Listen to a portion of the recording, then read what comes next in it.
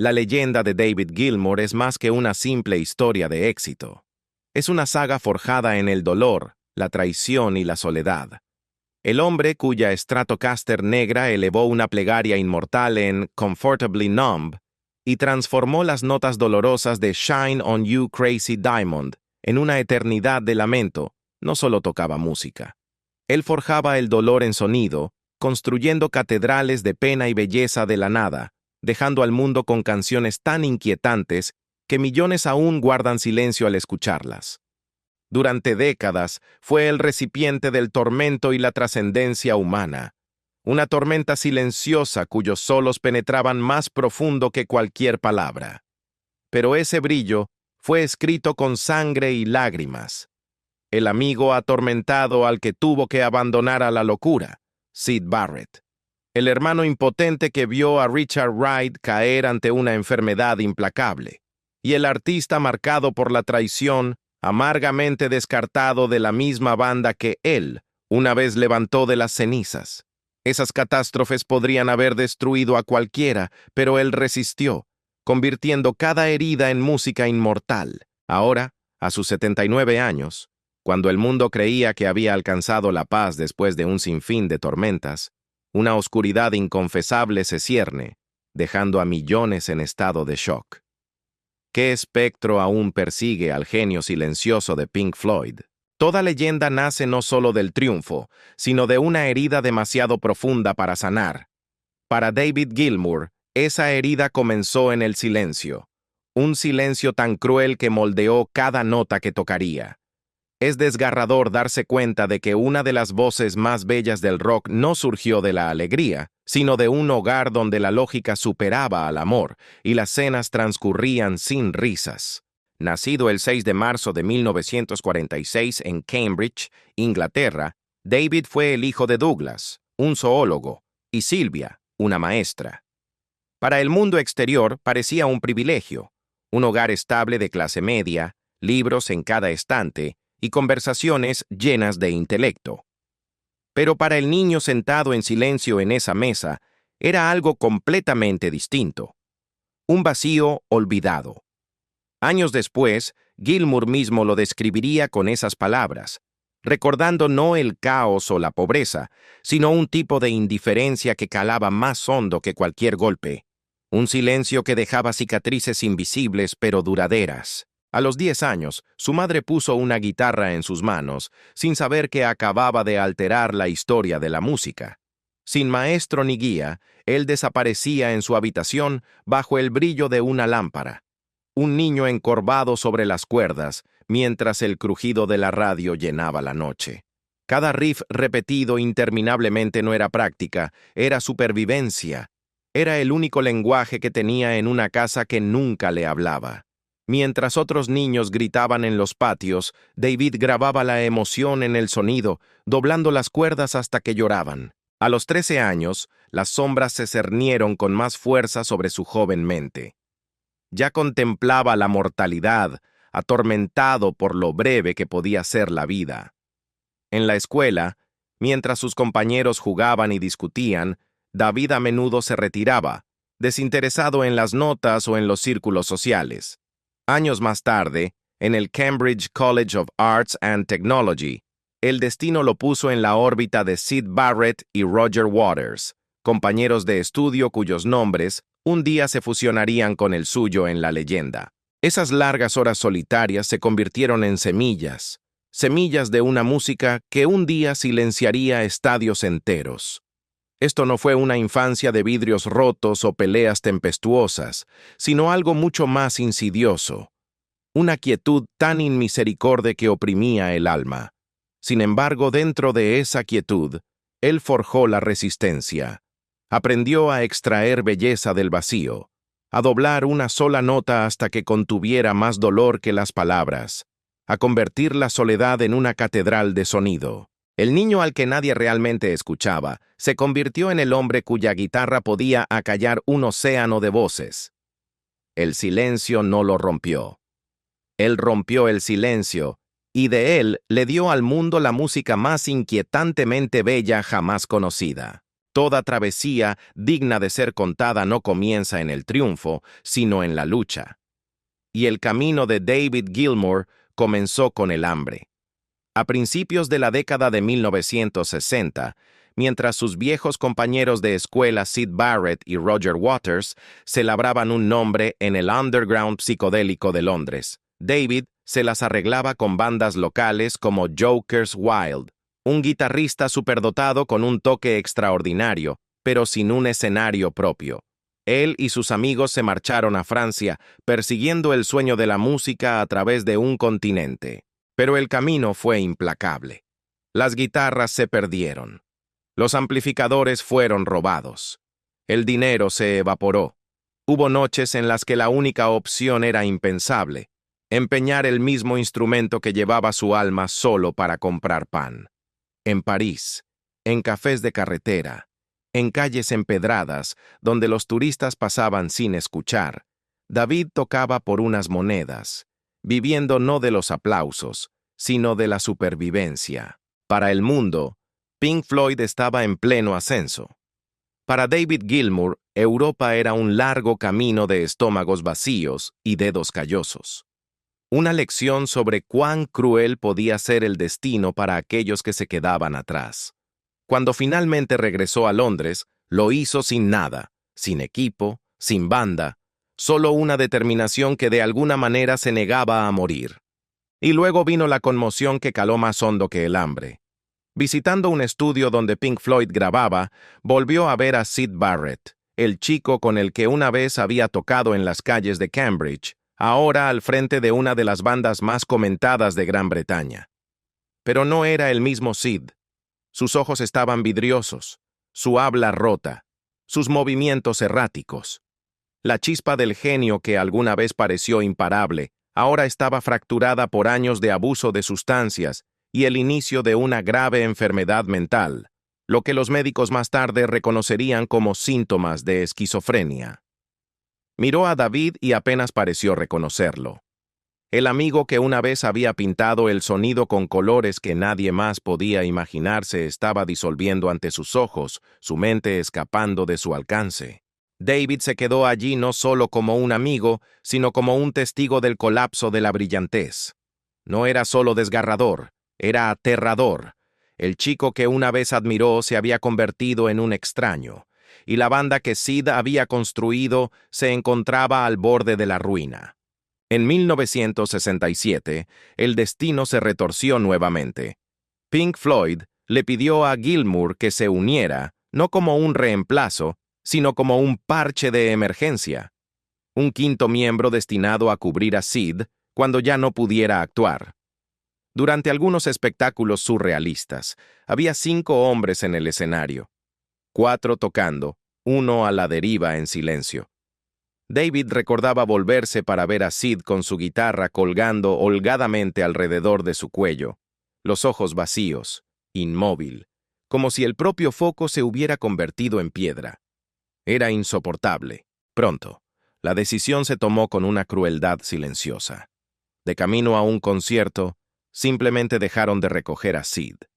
Esa noche, David Gilmour se convirtió en el guitarrista principal de Pink Floyd. Para los fanáticos, era el hombre que se había metido en los zapatos de una leyenda. Para David mismo, era el hombre que acababa de abandonar a su amigo a la locura. Llevó esa herida para siempre. Pero estar en Pink Floyd no puso fin a la lucha. La banda estaba a la deriva sin su visionario fundador.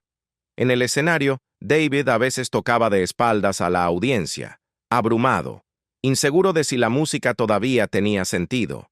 Su primer álbum sin Syd, A Saucer Full of Secrets, 1968, fue menos una declaración que una táctica de supervivencia. Tenían que seguir moviéndose, seguir tocando, o el sueño moriría por completo. Recurrieron a bandas sonoras de películas como More, 1969, y Obscured by Clouds, 1972. No era un trabajo glamuroso, pero era un salvavidas. Los estudios les pagaban y podían experimentar bajo la cobertura del proyecto de otra persona. En estas sesiones, David afiló la voz de su guitarra. El largo delay, los bends dolorosos, el sustain infinito que se convertiría en su firma. Luego, de esta niebla de incertidumbre, surgió algo milagroso.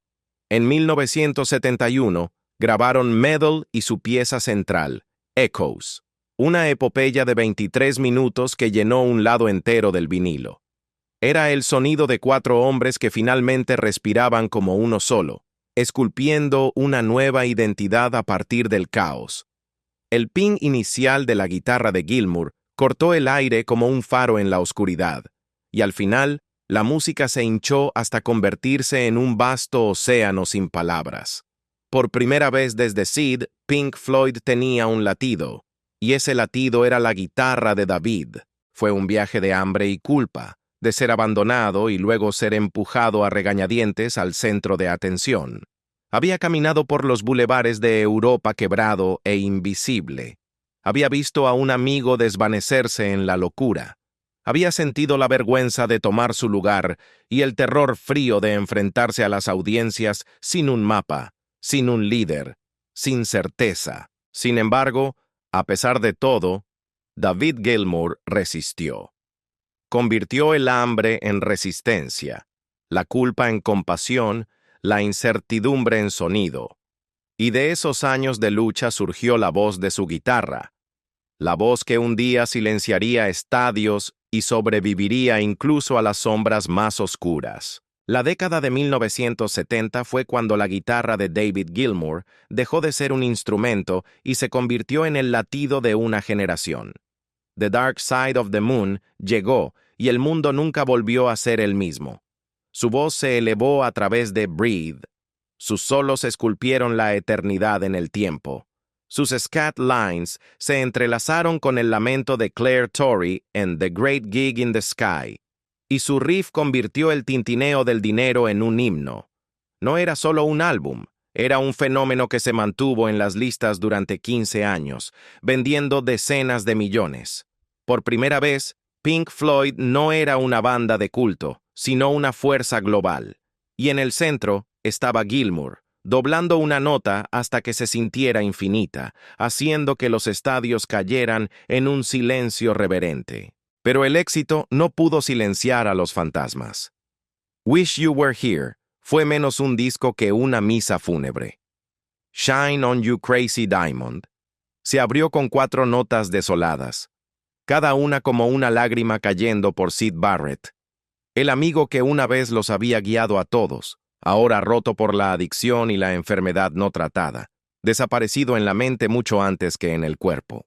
Cuando David Gilmour cantó Wish You Were Here, no era una simple interpretación. Era el dolor convertido en melodía, la ausencia preservada en vinilo. Más tarde, él mismo admitiría que apenas podía cantarla, porque cada palabra llevaba la sombra de Syd Barrett, silencioso, inalcanzable, eternamente joven y perdido para siempre. Para los fans, era otra obra maestra. Para David, era un recordatorio de cómo el genio podía ser destruido y cómo la adicción roba más que la vida. Roba futuros que podrían haber sido. Las fracturas se ahondaron con Animals, donde las letras de Roger Waters resumaban rabia, mientras la guitarra de Gilmour luchaba por la humanidad. Luego llegó The Wall, aclamado como un triunfo, pero vivido como un campo de batalla. En el estudio, Comfortably Numb se convirtió en su zona de guerra. Waters exigía una desesperación orquestal, y Gilmour respondía con fuego. Juntos forjaron uno de los solos más grandes jamás grabados, pero el costo fue brutal. Richard Wright, el silencioso hermano de armas de Gilmour, fue expulsado durante la grabación, reducido a un simple músico contratado para la gira. Detrás de los cerdos voladores y los ladrillos que se desmoronaban, Gilmour sentía que el escenario se volvía más frío, la conexión más delgada, el alma de la banda desvaneciéndose. Incluso en la cima del éxito, más tarde admitió, sentí que la música perdía su significado. Luego vino la humillación. El álbum The Final Cut llevaba el sello de Waters en todo menos en el nombre, y Gilmour se vio reducido a lo que amargamente llamó un músico de sesión en mi propia banda. Su voz fue silenciada, su presencia borrada. Cuando Waters renunció y declaró a Pink Floyd terminado, demandando la disolución del nombre, los titulares se hicieron eco de su afirmación. De la noche a la mañana, 20 años de la vida de Gilmour parecieron desvanecerse, como si el hombre que había llevado su sonido nunca hubiera importado. No fue solo una derrota profesional, fue la anulación de su existencia. Sin embargo, Gilmour se negó a desaparecer. Silencioso y resuelto, regresó al estudio y dejó que su guitarra hablara donde las palabras no podían. A Momentary Lapse of Reason se alzó contra todo pronóstico, y aunque los críticos dudaron, los estadios se llenaron. 7 años después, llegó The Division Bell, con temas de reconciliación y con Wright restaurado como socio. La gira recaudó cientos de millones, y Pulse inmortalizó su poder. Por fin, la sombra de ser solo un reemplazo se levantó. Pink Floyd no era un solo hombre, era también David Gilmour. Pero ni siquiera el triunfo podía silenciar a la mortalidad. En 2005, los 4 miembros clásicos, Gilmour, Waters, Wright, Mason, se mantuvieron hombro con hombro por última vez en Live 8. Su interpretación de Comfortably Numb no fue solo una canción, fue una resurrección. 4 hombres que alguna vez habían sido destrozados por el silencio y la amargura, de repente volvieron a respirar como uno solo. Por un momento fugaz, los años desaparecieron y se sintió como si el tiempo mismo los hubiera perdonado. El rugido de la multitud fue un trueno, pero detrás de los ojos de Gilmour había una sombra, como si supiera que el milagro no podía durar. 3 años después, ese miedo se hizo realidad. Richard Wright, su silencioso ancla, su hermano en la armonía, se había ido, arrebatado por el cáncer a los 65 años. Para Gilmour, fue la simetría más cruel. Sid perdido en la locura, Rick perdido en la muerte, y la banda que habían construido juntos, reducida a fotografías, grabaciones y fantasmas. No fue solo la muerte de un amigo, fue la muerte del aliento mismo de Pink Floyd. Así llegó The Endless River, tejido a partir de fragmentos de las interpretaciones de Wright, un disco que se sentía menos como un álbum que como una sesión espiritista. Cada nota era una voz que se extendía a través de la división, un susurro de un hombre que ya no podía sentarse a su lado en el escenario. Para el mundo, era música. Para Gilmour, era una despedida, un requiem, el último aliento de una hermandad que nunca podría renacer. Después de eso, Gilmour se volvió hacia adentro. Su trabajo en solitario ya no buscaba el espectáculo, sino la honestidad. On an Island, 2006, con letras de su esposa Polly Samson, reveló a un hombre en paz con el dolor y la belleza.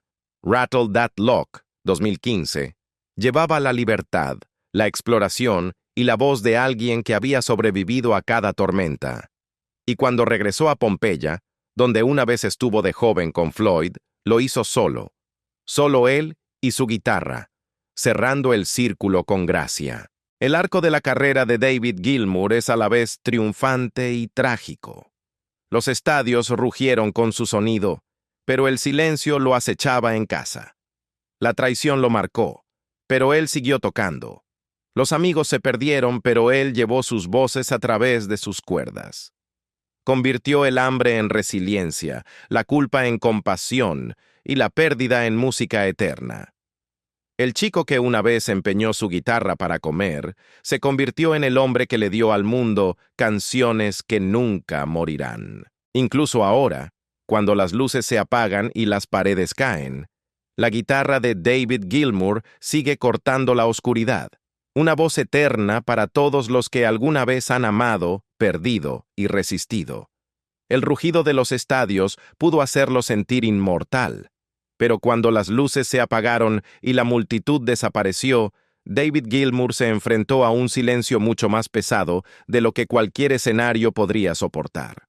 Las fracturas en Pink Floyd fueron brutales, pero lo que vino después dolió aún más. El colapso de su propio hogar. En el mismo momento en que la banda que él había ayudado a mantener viva se estaba desmoronando, su matrimonio, el único lugar que debería haber sido seguro, comenzó a desintegrarse. En 1975, en la cúspide del éxito de Pink Floyd, David Gilmour se casó con Virginia Ginger Eisenbein, una impresionante modelo y artista estadounidense. Sus primeros años estuvieron pintados con el brillo de la posibilidad. Las fotografías los muestran riendo juntos, una joven pareja llevada por la música y la esperanza, parados en el borde de un futuro que parecía interminable. Para Gilmour, que había crecido en una casa donde el amor a menudo era silenciado, el matrimonio prometía una oportunidad para construir un hogar más cálido, para dar a sus hijos la presencia que él había anhelado de niño. Le siguieron 4 hijos: Alice en 1976, Claire en 1979, Sarah en 1981 y Matthew en 1986, llenando la casa con el ruido y el caos de la vida. Gritos que resonaban en los pasillos, pequeños pasos que corrían a recibirlo, pequeñas manos que tiraban de sus mangas cuando regresaba de las giras. Alguna vez recordó esos años como un recordatorio de que había algo más importante esperándolo en casa que cualquier encore. Pero a medida que avanzaban los años 80, la tensión de una vida vivida bajo constante presión comenzó a filtrarse en cada rincón de su existencia. La banda se estaba fracturando, su papel era cuestionado, y el mundo exterior lo pintaba como el reemplazo en lugar de como el alma de la música. En casa, las ausencias se hicieron más largas. Las noches se extendieron a semanas, las semanas a meses. Ginger, una vez radiante a su lado, se cansó de vivir a la sombra de un hombre que pertenecía tanto a millones como a ella.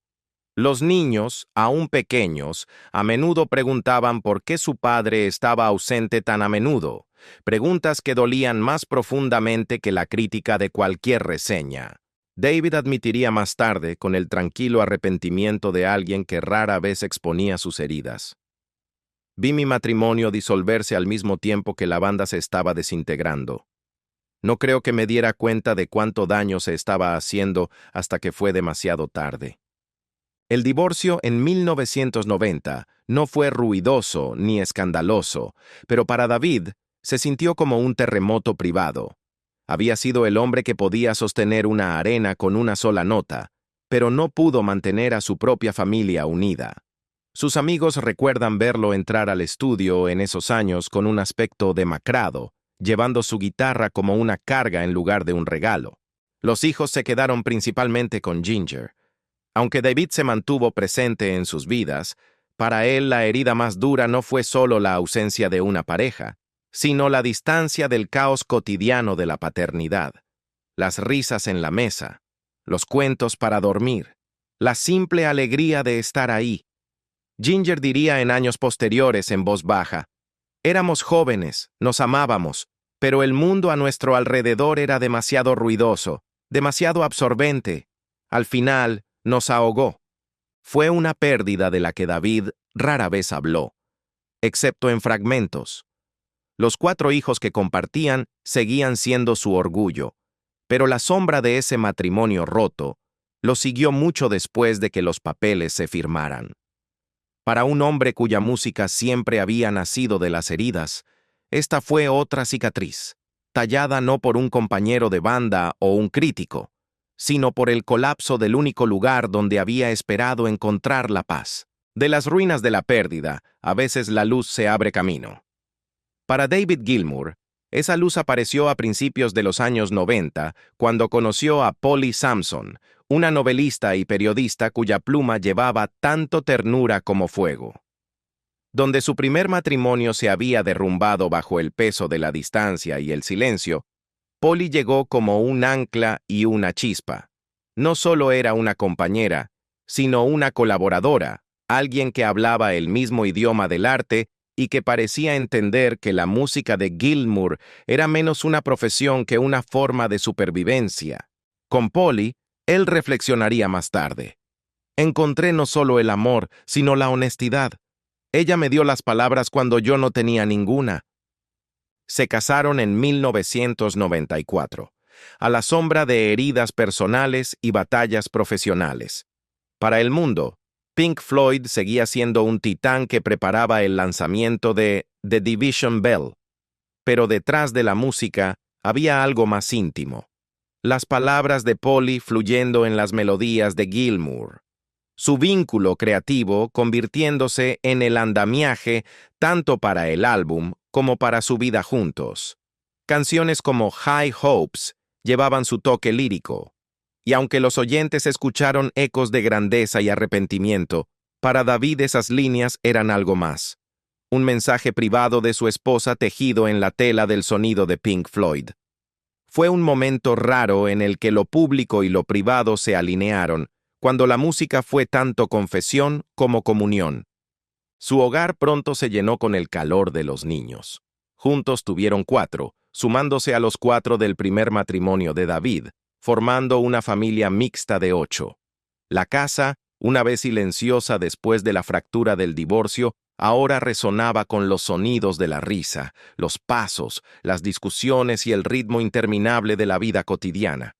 Para un hombre que una vez había llegado a casa a un silencio frío, esto era una resurrección. Los amigos que lo visitaban recuerdan a David en esos años no como la figura atormentada encorvada sobre una guitarra, sino como un padre sentado en el suelo rodeado de juguetes o un esposo rasgueando suavemente mientras Polly garabateaba líneas en una libreta cercana.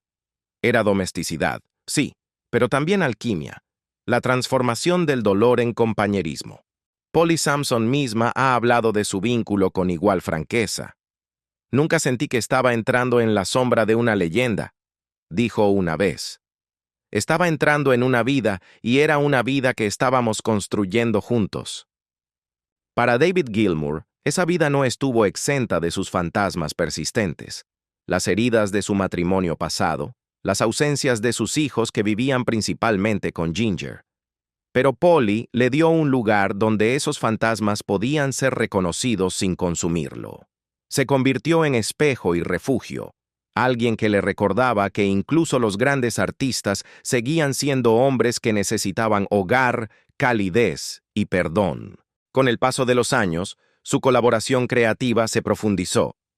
Polly escribió letras para los álbumes en solitario de Gilmour, incluido On an Island, 2006, que encabezó las listas del Reino Unido, no con grandilocuencia, sino con intimidad.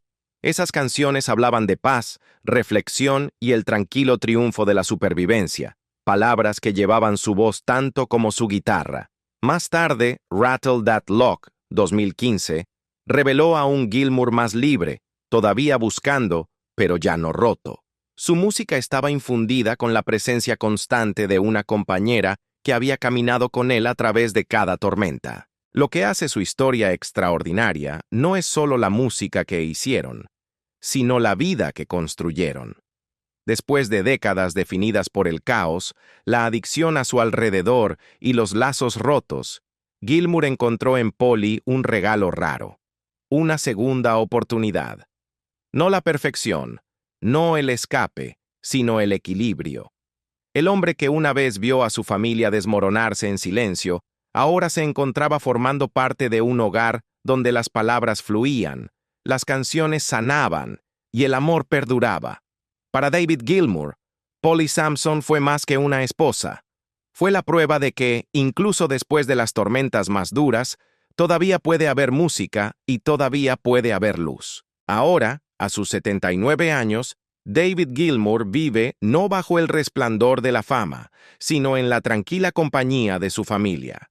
Comparte sus días con Polly Samson, su esposa desde 1994, y la compañera que ha escrito las palabras de muchas de sus canciones más íntimas. Juntos criaron una familia mixta de 8 hijos, 4 de su primer matrimonio y 4 de su unión. Y aunque los niños ya son adultos, su presencia aún orbita su vida. Algunos, como Romany y Gabriel, incluso han subido al escenario con él, tejiendo sus voces en su música. El hogar para Gilmour ya no es un escenario, sino un círculo de seres queridos donde los nietos juegan y las tardes se pasan en Sussex o a bordo de la Astoria, con Polly cerca y el río extendiéndose más allá de las ventanas. Su fortuna, estimada en más de 180 millones de dólares, nunca lo ha convertido en la caricatura de una estrella de rock ahogada en el exceso. Sus tesoros nunca fueron mansiones de Hollywood o limusinas alineadas en garajes de mármol, sino lugares donde la música podía respirar y el silencio podía convertirse en canción. En 1986, compró el Astoria, una casa flotante victoriana anclada permanentemente en el río Támesis, y la transformó en uno de los estudios de grabación más emblemáticos del planeta. Sus paredes de vidrio daban al río, mientras que en su interior nacieron álbumes como A Momentary Lapse of Reason, The Division Bell, y muchos de sus trabajos en solitario. Hasta el día de hoy, el Astoria no es solo una propiedad, es una catedral flotante del sonido.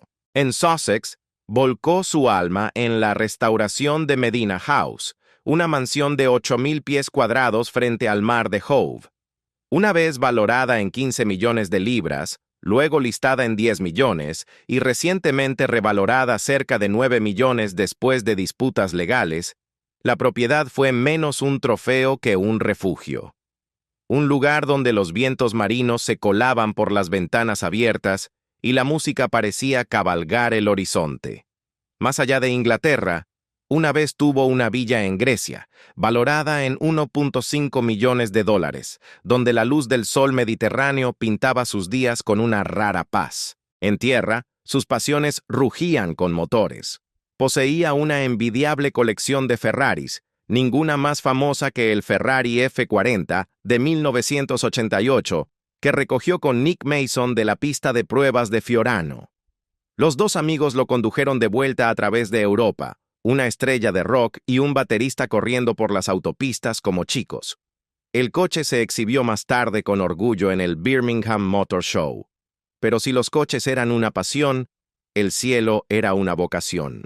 A través de su compañía, Intrepid Aviation, Gilmour acumuló y restauró una flota de aviones históricos, P-51 Mustangs, Beech Staggerwings, Boeing Stearmans, Jack 50s y Jack 52s, incluso un raro SNJ-7C.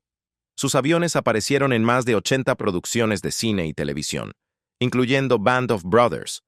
Para él, estas máquinas no eran lujos, sino historia viva restaurada con la misma reverencia que le daba a sus guitarras.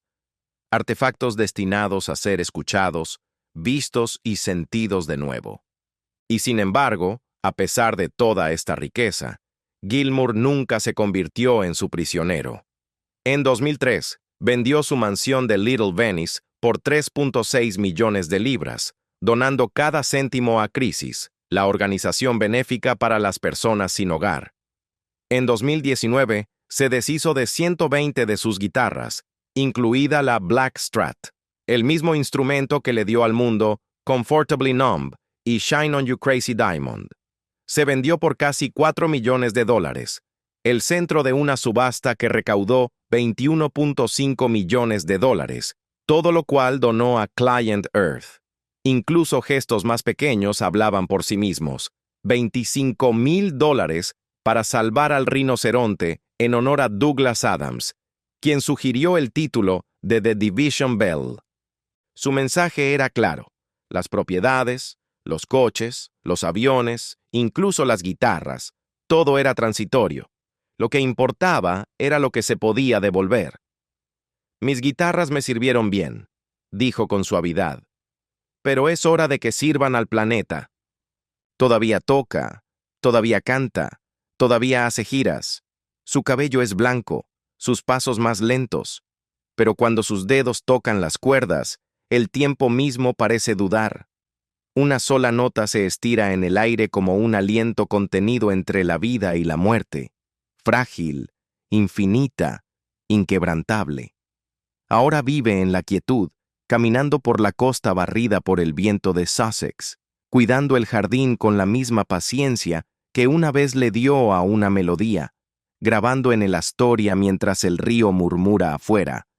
Su rostro puede estar curtido, pero el sonido no ha envejecido. El tiempo puede platear el cuerpo, pero no puede silenciar el alma. Y sin embargo, lo que lo rodea ahora no es solo el silencio, sino una sinfonía frágil con Polly Samson, su esposa, su musa, su ancla. Ha construido una vida donde el amor mismo se convierte en colaboración. Ella escribe las palabras, él las transforma en sonido. Sus hijos se unen. La voz de Romany vibrando en Between Two Points, Gabriel y Charlie añadiendo sus propias notas, de modo que su hogar ya no es solo paredes, sino una orquesta viviente. Lock and Strange, 2024, no fue un álbum en el sentido habitual, sino un retrato familiar pintado con acordes y versos. Un recordatorio de que a veces el poder más verdadero del arte no reside en el espectáculo, sino en la pertenencia. En el escenario, desde el Circo Máximo de Roma hasta Nueva York y Los Ángeles, ya no se para solo. Se encuentra dentro de un círculo de sangre, vínculo y memoria. Pero las sombras nunca sueltan su agarre. Cuando se vuelve a un lado, solo uno de la vieja guardia permanece. Nick Mason, firme en la batería. No un rival, nunca un enemigo, sino ahora un espejo de todo lo que se ha perdido. Syd Barrett, su amigo de la infancia, se fue a la locura. Rick Wright, su hermano tranquilo, se fue a los 65 años por el cáncer. Waters, distanciado, dividido por heridas que ninguna canción podría curar. Lo que una vez fue un cuarteto es ahora un dúo. Cada sonrisa compartida con Mason lleva el peso de la ausencia. Cada ensayo resuena más fuerte debido a los que ya no están. Incluso la risa de su viaje en Ferrari en 1988 se siente hoy como un fantasma, persiguiéndolos por carreteras vacías. La alegría es real, pero también lo es el silencio. Esta es la paradoja del crepúsculo de David Gilmour. Una riqueza tan vasta que duraría toda la vida, pero que significa poco. Una familia que llena el espacio que alguna vez ocuparon multitudes rugientes, pero siempre a la sombra de los que faltan en la mesa. Su legado no se puede contar en ventas o luces de estadio. Vive en lo que su guitarra ha hecho por todos nosotros, convirtiendo el silencio en habla, el dolor en belleza, la mortalidad en memoria. Él es la prueba de que los héroes más grandes no necesitan gritar. Doblan una sola nota hasta que el mundo entero se queda inmóvil, escuchando. Si David Gilmour alguna vez te hizo detenerte, cerrar los ojos y sentir algo que nunca pudiste nombrar, compártelo.